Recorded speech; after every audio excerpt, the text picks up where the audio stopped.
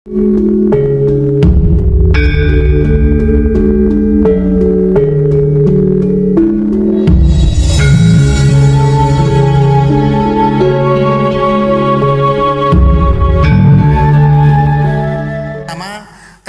isbat nasabah Alawi kok bermasalah? Kok sampai sekarang mereka tidak bisa menunjukkan hasil isbat dari internasional, dari narkoba internasional. Yang kedua, menyikapi framing jahat bahwa mereka sebagai cucu Nabi terus melakukan banyak penyesatan dan klaim-klaim yang berbahaya bagi kehidupan berbangsa dan bernegara. Monggo. Zaman ini zaman modern, isbat nasab sekarang yang paling kuat dengan tes DNA.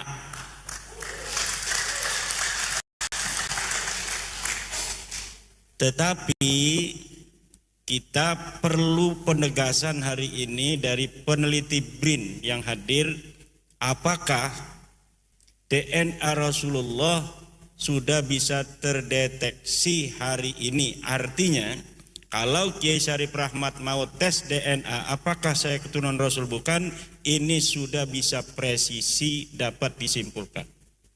Jadi saya menjawab sambil bertanya pada ibu dan dari BRIN yang lain. Terima kasih. Masalah isbat yang lain nggak usah. DNA yang masalah penting. Framing gimana? Masalah framing, menyikapi framing jahat itu. Kan mereka melakukan framing jahat. Kami cucu Nabi, kalian harus begini. Kalau cinta pada Nabi terus, nah itu seperti apa?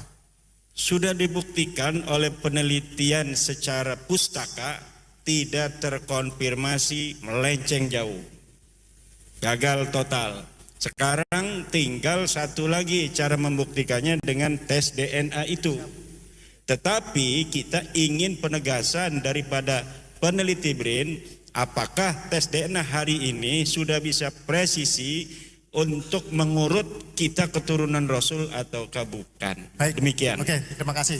Pertanyaan ketiga langsung, dan ini sebenarnya inti yang ingin diminta adalah pertama terkait open posting Najwa Shihab yang dilakukan oleh lembaga Eijkman yang menyatakan bahwa rasnya cuma 3% ras Arab, itu yang pertama.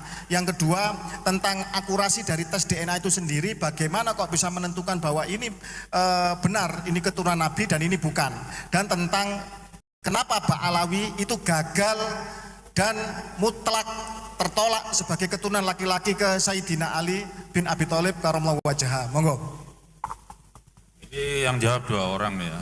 Kayaknya tadi ada yang nggak dengar bahwa SNP itu jutaan tahun bertahan. SNP-nya Imam Ali itu ditemukan. Keturunannya harus punya itu. Kalau enggak ya nasabnya batal. Anda ngaku keturunan Ali, diperiksa di lab BRIN, nggak ada penanda genetiknya Imam Ali, ya nasab Anda batal. Selesai urusan. Balawi kita datanya nggak ada, tapi kelihatan rame gitu. Kalau saya bilang moyangnya bukan satu itu. Karena begini, kalau saya haplogrupnya J saja, seluruh keturunan laki-laki saya J semua. Kalau saya G semua. Kalau Balawi maaf, rame. Berarti kakeknya nggak mungkin satu. Itu dulu, kakeknya nggak mungkin satu. Kakek 1000 tahun lalu nggak mungkin satu. Keturunan Imam Ali itu ketahuan. J semua keturunannya. Yang bukan J ya mungkin keturunan tapi garis perempuan. Kita nggak boleh menafikan loh ya. Artinya begini, orang ngaku keturunan siapa sepanjang dia nggak maksa harus garis laki-laki, ya kita terima aja. Bisa jadi cucu dari anak perempuan, bisa jadi cucu dari anak laki-laki, kemudian cucu laki-laki, kemudian cucu perempuan. Itu kan tetap mahram kita kan. Kita punya anak perempuan, punya anak perempuan, punya anak perempuan, sampai 10 generasi perempuan, tetap kita nggak boleh nikahi. Keturunan Nabi yang dari perempuan pun, ya tetap mahramnya Nabi. Yang masalah Ba'alawi ini kan memaksa garis laki-laki. Nah itu, saya mau ke Dr. Arikem. Biar jelasin. Oh, Assalamualaikum warahmatullahi wabarakatuh. Tadi masalah ilmiahnya, teknisnya sudah dijelaskan oleh Pak Sugeng dan Bu Rere. Saya mencoba untuk menjelaskan secara ilmiah populer tanpa mengurangi isi ilmiahnya. Begini, percaya nggak kalau kita berasal dari satu bapak? Adam. Terus sampai bapak yang Adam itu bapak umat manusia, ada bapak ras manusia, itu namanya Nabi Nuh. Karena pas banjir besar selesai, 3 anaknya menyebar. Ada Sam, ada Ham, dan ada Yafet. Ya. Dan kemudian menyebar ke seluruh muka bumi. Muka bumi memangnya sama? Kan enggak. Ada yang padang pasir, ada yang es, ada yang hutan tropik, segala macam. Satu tidak lebih baik dari yang lain. Dan itu sudah berpisah selama ribuan tahun. Untuk mengatasi ini, Allah menganugerahkan kepada kita mekanisme untuk menjaga supaya enggak mati gitu loh. Itu menyangkut masalah penampilannya, fisiologi tubuhnya, segala macam. Kan gak mungkin orang yang tinggal di daerah tropika seperti ini, yang sumuk, opol, segala macam, itu punya bulu-bulu yang panjang, itu jelas gak mungkin. Ya. Terus orang yang tinggal di daerah dingin tidak mungkin mempunyai bulu-bulu yang tipis seperti kita, pasti akan kedinginan. Mereka punya bulu yang lebat. Itu adaptasi manusia. Dan adaptasi manusia itu diturunkan dari orang tua ke anak supaya anaknya juga survive, bertahan hidup. Jadi ada sifat-sifat badan yang berbeda. Wong Jowo ya wong Jowo. Yang bule ya orang bule, besar di badannya itu. Tapi satu tidak lebih baik dari yang lain. Ya. Nah, maksud saya begini. Kalau ada perubahan sifat itu pasti berpengaruh pada komposisi gennya. Wallahu a'lam bishawab, saya tidak tahu, mungkin karena usianya masih ribuan tahun, karena berdasarkan data biologi, saya biolog dasarnya, saya ahli biologi. Dari genetika diketahui bahwa manusia itu keluar dari Afrika, out of Afrika 200.000 tahun yang lalu. Jadi masih relatif muda untuk pembentukan spesies baru. Mudah-mudahan sih enggak ya, jangan sampai, wallahu a'lam bishawab. Maksudnya manusia itu di dalam tubuhnya beragam. Karena sifat itu diatur oleh gen, maka komposisinya beragam, macam-macam, yang ekspresinya juga beda-beda. Gak mungkin orang yang bulunya tebal tinggal di daerah panas, gak mungkin orang yang tinggal di daerah dingin punya bulu-bulu tipis tinggal di daerah dingin, orang dari daerah panas ya. Masing-masing beda, komposisinya beda, dan itu diturunkan dari dari bapak ke anak. Itu kalau dari ibu ke anak. Kalau dari ibu dari mitokondria, namanya ada gen yang di dalam tubuh. Ada sel lah, organel. Lah yang kita fokus ke sekarang kan masalah nasab. Maka kita lari ke masyarakat yang penurunannya patrilineal, garis bapak. Berarti kita ambil yang di kromosom Y, karena Y itu bapak. Ya. Nah, jadi masing-masing daerah itu beda-beda komposisi kromosom Y-nya. Kenapa? Karena alamnya beda. Nah, alam yang sama pasti punya manusia-manusia yang mbahnya sama. Jadi tiap-tiap daerah itu punya komposisi kayak mainan Lego itu, merah, kuning, hijau, coklat, hitam, apa segala macam, itu beda sesuai dengan kondisi alamnya. Makanya kalau alamnya begini, komposisinya gini. Orang yang tinggal di daerah semenanjung Arabia dengan panas seperti ini, yang kemudian dikenal sebagai orang-orangnya Babilonia, kemudian menurunkan Ibrahim, Ismail dan Ishak, ya, orang-orang Arab dan Yahudi, itu komposisi gennya kayak gini di kromosom Y-nya. Kenapa? Karena sesuai dengan komposisi di wilayahnya yang panas. Ini dibagi grup ya, dibagi klasifikasi secara alfabetis, namanya haplogrup C. karena itu dari hanya sel laki-laki. Kalau manusia kan XX, SY. Ini kan cuma satu bahasa Latinnya haplo, separuh, haplotype, tipe separuh laki-laki, ya. Tipe yang khusus laki-laki, yang separuh cuma laki-laki, berarti yang Y, bukan yang X kan perempuan, yang Y laki-laki. Y ini juga beda-beda, kenapa? Sesuai alamnya. Allah Maha Adil, Allah menyukai diversitas. Makanya saya pernah guyon sama teman saya, seandainya Rasulullah dengar Bhinneka Tunggal Ika, beliau pasti senyum. Karena Allah itu menciptakan keberagaman, karena alamnya beragam. Maka orang yang tinggal di daerah padang pasir kayak begini, yang kemudian menurunkan orang-orang Yahudi dan Arab, itu komposisi Y-nya kayak gini, maka itu disebut Y, ya, kromosom Y. Grup J1, grup orang-orang padang pasir Arabia. Lalu masing-masing juga beda, orang Eropa yang dingin beda, yang Afrika gini beda, segala macam. Termasuk orang yang di Asia Tengah, kering-kering kayak Arab sih enggak, tapi padang rumput, stepa. Beda lagi dengan orang Arab, pasti kan, dengan orang Yahudi beda. Dia walaupun ada wilayah subur, tapi keringnya beda dengan yang di Asia Tengah. Nah, ini beda lagi komposisinya, namanya komposisi G, bukan J lagi tapi G. Itu yang orang-orang sekarang, orang-orang yang wilayah yang berbahasa Turki, bahasa-bahasa kayak Turki, ya Kazakhstan, Uzbekistan, segala macam. Itu orang-orang Asia Tengah gitu.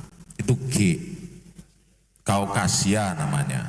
Jadi bagaimana mungkin mau mengaku Arab kalau Y-nya, kromosomnya itu bukan J? Kan itu bukan orang Arab, itu orang sana.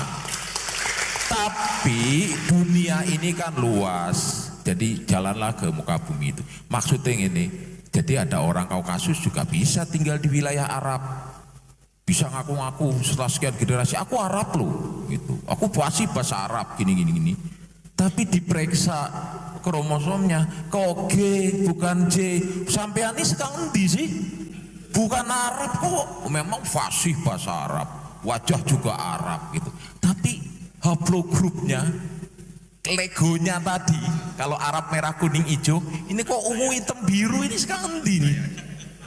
Kan nggak mungkin. Bener yang tadi dibilang oleh Pak Sugeng, kita bisa berdalih dengan naskah, dengan dalil, dengan kitab segala macam, tapi nggak dengan gen. Mohon maaf, ngapunten sangat, saya ambil yang sederhana aja. Sebentar. Saya mencoba memudahkan, karena salah satu tugas ilmuwan adalah memudahkan. Bapak-bapak lihat kue-kue ini ya, macam-macam toh. Lah, sesuai dengan buatannya. Yang coklat ini dari Tegal, yang ini dari Semarang, yang ini Cirebon, ini Jogja, ini Surabaya, ya, oke. Nah, ini kan Cirebon. Kok ada orang datang? Aku orang Cirebon loh. Cirebonnya pundi Pak? Oh, aku istilahnya Buntet lah misalnya. Oh Buntetnya nggih Cirebon nggih. Oh aku Cirebon tuh gini. Terus wong Cirebon bilang, Mas, itu biasanya kue ini kayak gini apa gimana Mas? Dia nggak akan nunjukin, karena kalau nunjukin gini, lu kok Cirebon begini kuenya, Cirebon tuh gini, gitu loh. Makanya orang-orang itu kalau ditanya ngaku Cirebonnya sekang Buntet ke, sekang Pekalingganan ke apa, jelas kan Cirebon. Wong Cirebon pasti tahu. Pekalingganan di mana, Buntet di mana pasti tahu. Ini orang Cirebon, ngaku Cirebon, wah fasih banget Cirebon. Oh Cirebon gini loh, kantor posnya di jalan ini, KUA-nya di sini, masjidnya di, pokoknya tahu banget Cirebon lah. Tapi orang Cirebon bilang, loh, Kang, kayak nggak wah besek ya, anak kue ini apa? Wah anak kue ini kayak gini orang Kang. Gak bakalan dia kalau dia orang Cirebon, oh ya nih, Cirebon, oh iya, tapi kuenya kayak gini.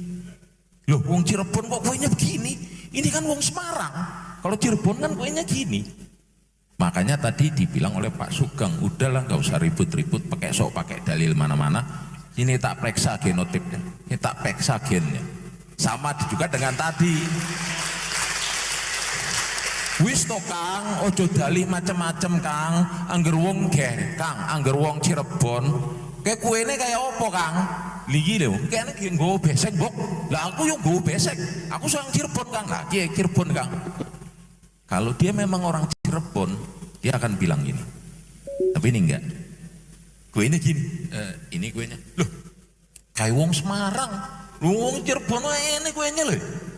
Makanya sampai kapanpun kalau orang itu betul-betul keturunan Rasul dan betul-betul genotipnya haplogrupnya C, dia akan ngasih, oh silahkan ambil darah saya kalau nggak percaya.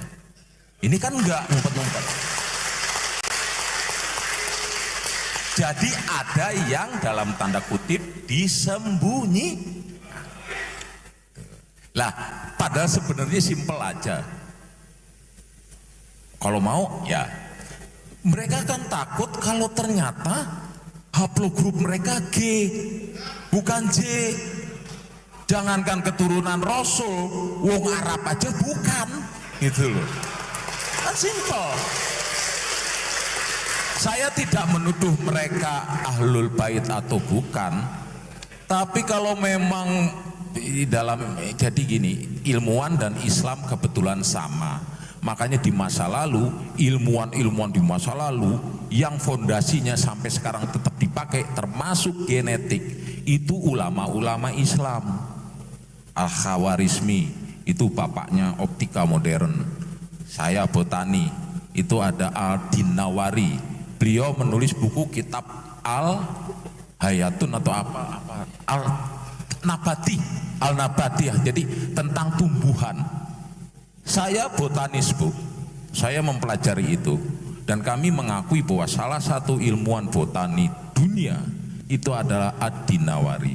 Ad-Dinawari lah yang menulis tentang apa yang di dalam bahasa Arabnya itu saya lupa namanya, yang kalau diterjemahkan intisari dari sesuatu yang penting itu apa?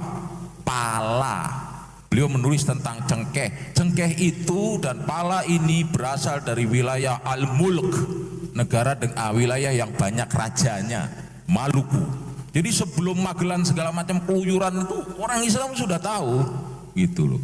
Makanya para ulama Muslim yang juga masih diteruskan oleh kami sampai hari ini, detik ini, adalah mengatakan ilmuwan itu boleh salah, tetapi tidak boleh bohong.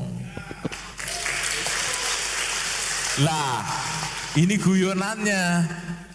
Sebaliknya, orang yang jahat itu atau orang yang menyembunyikan kebenaran, semboyannya kita boleh bohong tapi nggak boleh salah kalau bohong, kan gitu.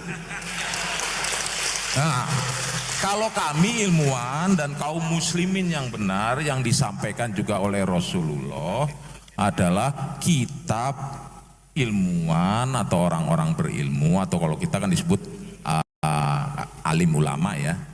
Alim ulama itu manusia loh, bukan dewa atau manusia setengah dewa. Alim ulama itu bisa salah, tapi tidak boleh bohong. Jadi kalau ada sesuatu yang disembunyikan, dia tidak mau ngasih sesuatu, berarti ada yang bohong. Nah, sudah selesai. Nah, daripada ribut-ribut, yo pengen kene ketihe darahe tak periksa. Angger memang J ya, memang sampean bener kok. Tapi angger G, kalau Muslim boleh salah, tapi nggak boleh bohong. Rasulullah pernah salah nggak? Pernah, tapi kesalahannya kecil. Tapi Rasulullah pernah bohong nggak? Oh, nggak pernah. Jadi kalau Anda Muslim jangan takut salah, takutlah kalau bohong. Nah, seperti saya tadi dibilang oleh bapak-bapak semua, bahwa baik dalam ilmu apapun juga ya, kita itu bisa aja sampai ke kesimpulan yang salah, tapi tidak boleh bohong, itu pertama ya. Jadi makanya Rasul mengatakan sampaikan yang hak walaupun itu pahit.